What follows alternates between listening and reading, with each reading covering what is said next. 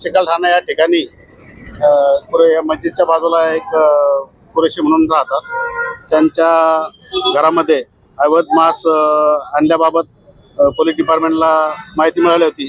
त्यानुसार त्यांनी या ठिकाणी छापा टाकून जे विसम या ठिकाणी ते मांस विक्री करत होते त्यांच्यावर गुन्हा दाखल केला आहे आणि या ठिकाणी जे कत्तल केली आज त्यांनी त्याचाही फॉरेन्सिक डिपार्टमेंटतर्फे पंचनामा या ठिकाणी केला आहे.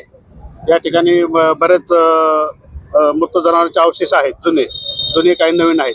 ते आता आपण ताब्यात घेतलं आहे. जवळपास आज 35 ते 40 किलो गोमांस या ठिकाणी मिळालेलं आहे. ते जप्त करण्यात आलं आहे आणि या ठिकाणी ज्या मागच्या साईडला या घराच्या जे अवैध कत्तल करत आहेत याच्यावर उद्या सकाळी आम्ही ते निष्कासित करण्याची कारवाई करणार.